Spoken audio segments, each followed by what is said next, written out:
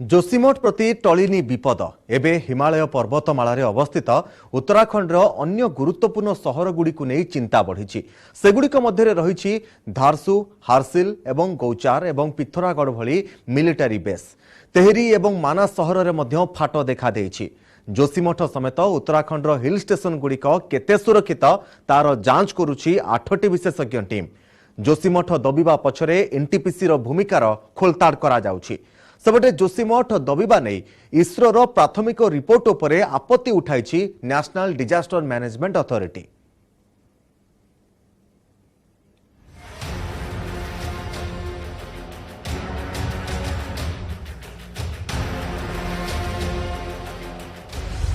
जोशीमठ गर्भरे कौन रही संभाली पारिब तो जनबसती बोझ माटी दबिबा पछरे रही कि एनटीपीसी भूमिका केते सुरक्षित सामरिक ठिकाना।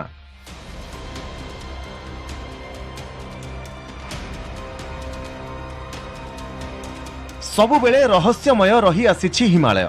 भूविज्ञानी गवेषक परिवेशविद एवं विशेषज्ञ समस्तंक पई एही सर्वप्राचीन पर्वतमाला एबे भी एक बड़ अनुशीलन। हिमालय कूଳରେ बसिथिबा पूरा उत्तराखंड प्राकृतिक प्रलयर सामना करुछि। जोशीमठ कर्णप्रयाग चांबा नैनीताल और पिथौरागढ़ समेत अधिकांश हिल स्टेशन तलकु तल दबुछि।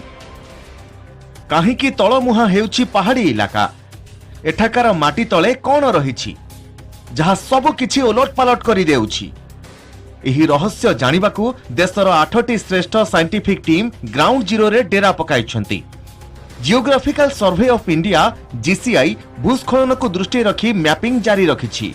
जीसीआई सेही स्थान गुड़िकर जांच करुछि जेउठी पुनर्वासर संभावना रहिछि। इसरोर सैटेलाइट चित्र रे पूरा जोशीमठ दबुथबा दर्शा जाइथिबा बेले हिमालय सिस्टम रो हलचल उपरे अधिक गवेषणा जरूरी होई पड़िछि। भूविज्ञान संस्था द्वारा चलीछि भूकंपर बेग और माटी तले गतिविधि परिवर्तनर अध्ययन। केंद्रीय भूतल जल बोर्ड माटी तल पानीर परीक्षा करुछि। सीबीआरए टीम फाट सृष्टि होइथिबा रास्ता एवं कोठागुड़ी को जांच करुछन्ति। हैदराबाद एनजीआरआई भूतल जलभंडार और चट्टाणर अनुसंधान करुछि। एहा सहित वाडिया इंस्टीट्यूट सदस्य माने भी ग्राउंड जीरो रे डेरा पकाइछन्ति। जोशीमठ समेत अन्य हिल स्टेशन गुड़िकरे सृष्टि होइथिबा फाट केते भितर को जाइछि, केउ अंचल रे फाट अधिक गभीर और प्रशस्त हेउछि जहार अनुध्यान सह समस्त तथ्य प्रमाण को एकाठी करा जाउछि। ना अभी बेसिकली किस वजह से ये हुआ, क्यों अचानक जो भूदशा अवरोध था उसकी गति बढ़ गई, उस सब का विश्लेषण करने के लिए विभिन्न वैज्ञानिक संस्थान जो हैं उनके वैज्ञानिक यहाँ पे कार्य कर रहे हैं। अभी हम लोग उसमें सिस्मिकली भी मॉनिटर करेंगे तो देखेंगे कौन सा जायगा में ज्यादा सेस्मिसिटी एनहांस हो रहा है। तो जिस जायगा में सेस्मिसिटी एनहांस हो रहा है अगर हमारा सेस्मिक इंस्ट्रूमेंट से पता चलेगा, उसमें से पता चलेगा, हम लोग मॉनिटर करके बताएंगे। तो उस रीजन को हम लोगों को बहुत ध्यान देना जरूरी है क्योंकि उस रीजन में लैंडस्लाइड आने का संभावना आता है। जोशीमठ दबिबा पछरे रहिछि कि एनटीपीसी रो भूमिका। एनटीपीसी रो तपोवन विष्णुगढ़ प्रकल्पर भूमिका कौन? एनटीपीसी टनेल निर्माण जोगु सृष्टि होइछि कि फाट? एनटीपीसी जल विद्युत प्रकल्प जोशीमठ सहर ठारू मात्र 1 किलोमीटर दूर रे अवस्थित। मात्र एनटीपीसी रो स्पष्टीकरण फाट सृष्टि सह प्रकल्पर कोनोसी संपर्क नाही। संस्थार दाबी जोशीमठ ठारू बहु दूर रे निर्माण हेउछि टनेल। एबे 5टी संस्था पक्षरु समस्त विषयर जांच जारी रहिछि। एनटीपीसी रो समस्त सुडंग निर्माण कार्य अनिर्दिष्ट काल लागि बंद करि दिया जायछि। तेबे एनटीपीसी प्रकल्प को स्थायी भाव में बंद करने को दाबी करिसेंति जोशीमठवासी। सेमानकर कहिबा हेला जोशीमठ दबिबार बड़ कारण एनटीपीसी प्रकल्प। जितने भी करीब 8 इंस्टीट्यूट इस समय स्टडी कर रहे हैं कि जोशीमठ में जो भी भूदशा हो रहा है उसका कारण क्या है, और वो सभी कारणों का परीक्षण करेंगे जिसमें एनटीपीसी भी है, और जो भी विशेषज्ञों की रिपोर्ट आएगी उसी के आधार पर निर्णय लिया जाएगा।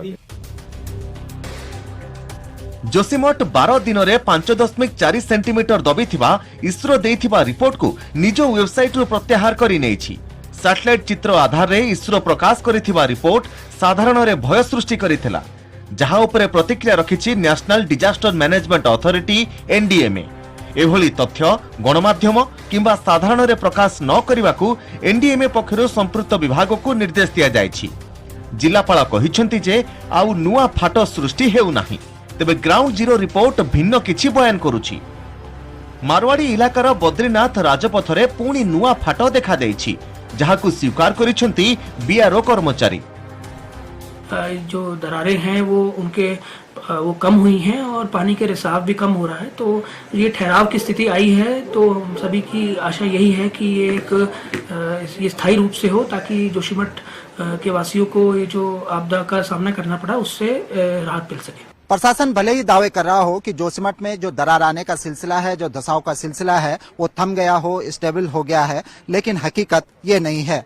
असलियत ये है कि ये बद्रीनाथ राष्ट्रीय राजमार्ग का हिस्सा है जो कई जगह से धस रहा था। मारवाड़ी इलाके में हम अभी मौजूद हैं।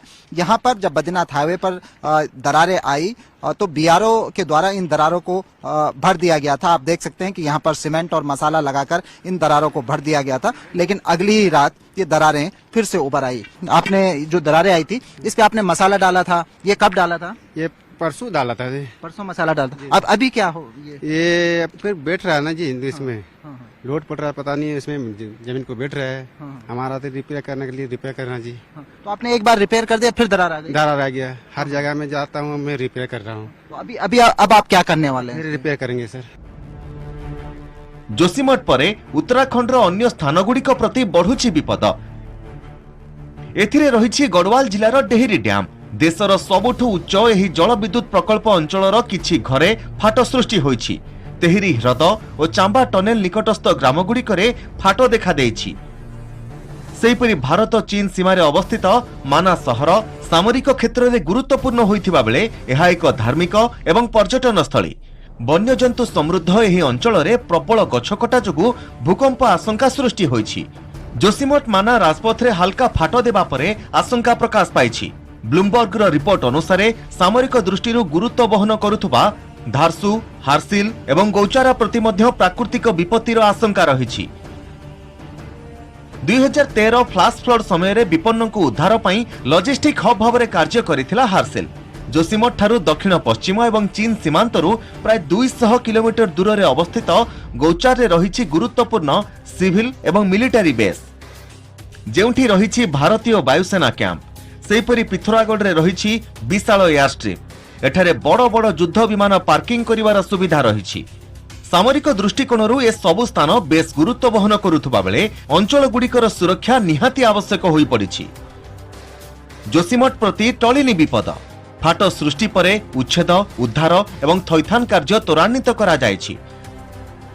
सेबटे कुमाऊन विश्वविद्यालय जियोलॉजी विभाग प्रोफेसर राजीव उपाध्याय ब्लूमबर्ग को देइथिबा तथ्य अनुसार जोशीमठ रे भूकंप स्तूप उपरे गढ़ी उठिछि जनबसति। वर्तमान सेही अंचल रे अधिक निर्माण कार्य जारी रहिछि, जहाकि जोशीमठ भौगोलिक अवस्थिति प्रति विपद सृष्टि करिबा सह नुआ भूस्खलन आशंका वृद्धि करुछि। सेबटे Wadia institute of Himalayan geology निर्देशक काल चांद सैनी कहवा है एबे भी जोशीमठ दबिबार प्रकृत कारण जानिबा कष्टकर। एथिपई अधिक गवेषणा आवश्यक। Bureau report, news 18 Odia.